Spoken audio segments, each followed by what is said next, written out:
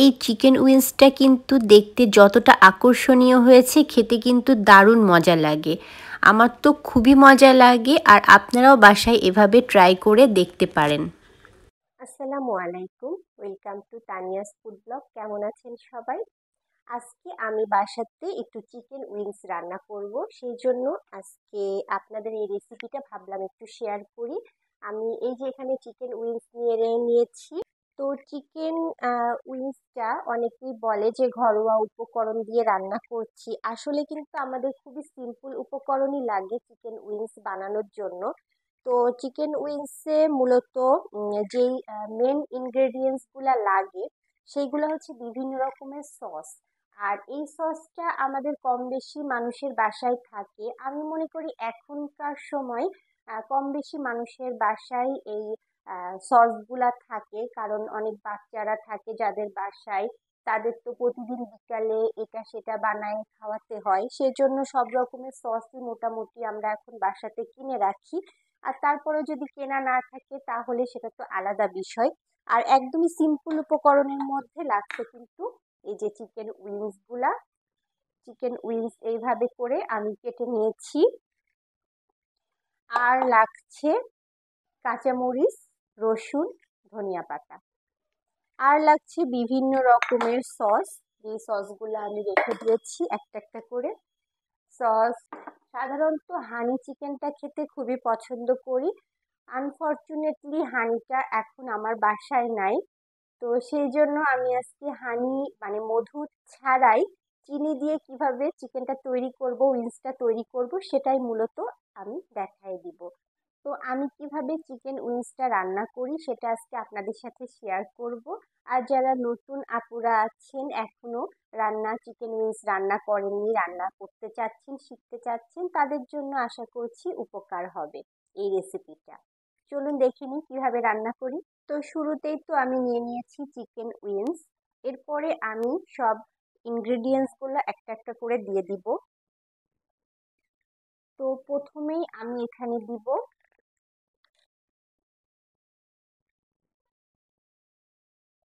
আদা powder. Chicken অনুযায়ী পরিমাণ মতো এই পাউডারটা দিবেন। আমি এখানে আড়াই চা চামচ মতো দিব। এরপরে দিব সামান্য পরিমাণ মতো লবণ। যেহেতু চিকেন উইংসে সয়া সস যাবে, সেজন্য স্বাদ মতো আমি লবণটা দিয়ে দিব। শুকনো মরিচ গুঁড়া আমি প্রায় 1.5 চা চামচ মতো দিব, কারণ এখানে চিকেন উইংসে ঝালের পরিমাণটা একটু বেশি হয়। এখানে আমি পরিমাণ মতো গোলমরিচ গুঁড়া দিয়ে দিলাম।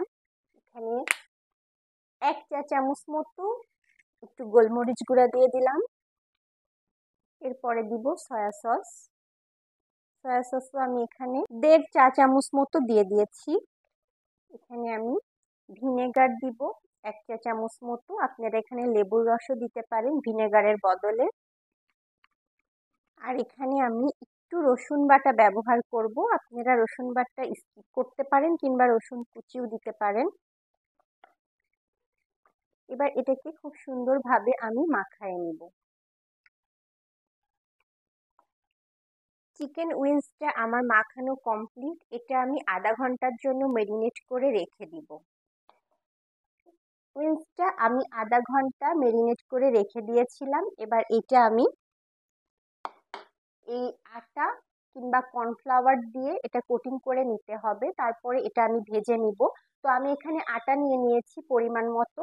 আটার মধ্যে আমি একটু লবণ আর একটু শুকনো মরিচ গুঁড়া দিয়ে এটাকে মাখায়ে তারপরে আমি এটা কোটিং করে ভেজে নেব। তো চলুন দেখি কিভাবে বানাই। আটার মধ্যে আমি এখন পরিমাণ মতো একটু লবণ দিয়ে দিব আর সামান্য একটু শুকনো মরিচ গুঁড়া। যেহেতু এই রেসিপিটা কিন্তু অনেক বেশি স্পাইসি হয়, সেই জন্য তো আপনারা যদি বাসাতে বাচ্চাদের জন্য তৈরি করেন তাহলে ঝালের পরিমাণটা কম দিতে পারেন।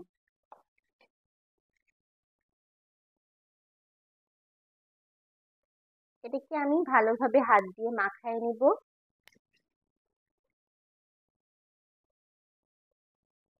এইবার এই চিকেন উইংসগুলা একটা একটা করে এর মধ্যে দিয়ে আমি এটাকে কোটিং করে নিব।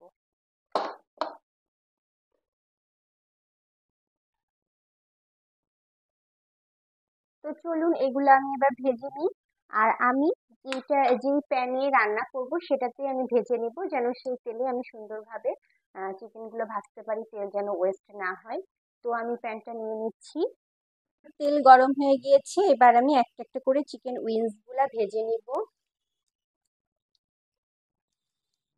আর আমি এখানে একটু ডুবো তেলে ভাজছি, কিন্তু আমার রান্নার সময় কিন্তু আমি এতটা তেল দিয়ে ভাজবো না। তো একটা একটা করে আমি আগে ভেজে নিই। আপনারা যদি একটু বেশি ক্রিস্পিনেস চান তাহলে কিন্তু দুইবার কোটিং করে নিতে পারেন ময়দা কিংবা আটা বা কর্নফ্লাওয়ার দিয়ে, তাহলে আরো বেশি ক্রিস্পিনেস আসবে। এক সাইডটা হালকা একটু ভেজে নিয়ে আমি আর এক সাইডটা ভেজে নিব। এভাবে উল্টায় পাল্টায় আপনারা চিকেন উইংসটা ভেজে নিবেন, একটু চাপ দিয়ে দিয়ে। ভাজাটা অনেক সুন্দর হয়, আমি কিন্তু অনেক সুন্দর একটা ফ্লেভার পাচ্ছি। এভাবে চাপ দিয়ে দিয়ে চিকেন উইংস গুলা ভেজে নিবেন। চিকেন উইংস গুলা আমার ভাজা কমপ্লিট, আমি এগুলা উঠায় নিব। এটা কিন্তু কোনো গ্রেভি ছাড়াই খেতে কিন্তু অনেক বেশি মজা লাগবে। বাকিগুলো আমি ভেজে নিব। অনেকে কিন্তু উইংসের মাঝখান থেকে কেটে নেয়, দুইটা পার্ট করে, কিন্তু আমার এইভাবে করে কিন্তু অনেক বেশি ভালো লাগে খেতে, তাই আমি মাঝখান থেকে আর কেটে নিইনি। বাকি উইংস গুলো আমার ভাজা হয়ে গেছে, এগুলাও আমি তুলে নিব।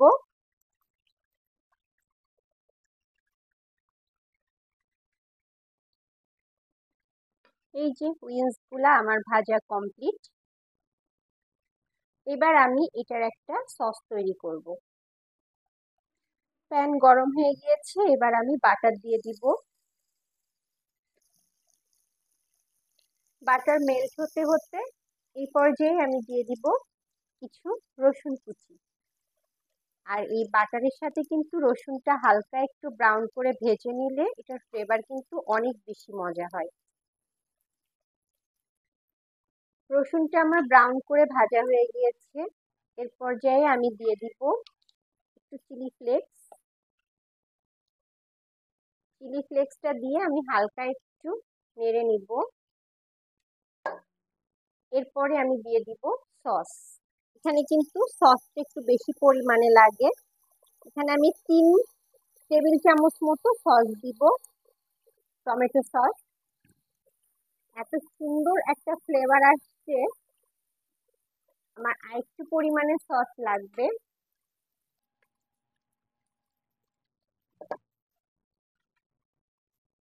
এই পর্যায়ে দেব সয়া সস, এটাও আমি হাফ কাপ মতো দিব। আর দিব ওয়েস্টার সস, ওয়েস্টার সস দিব আমি 1 চা চামচ মতো। আর দিব সামান্য একটু অরিগানো, এটা অপশনাল।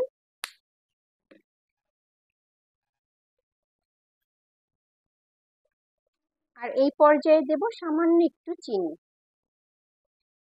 1 চা চামচ মতো চিনি দিব।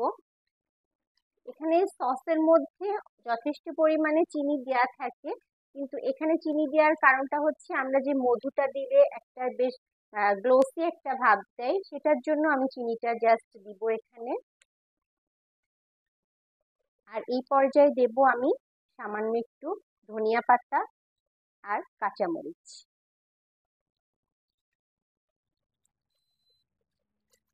এবার আমি চিকেন উইংস গুলা দিয়ে দিব।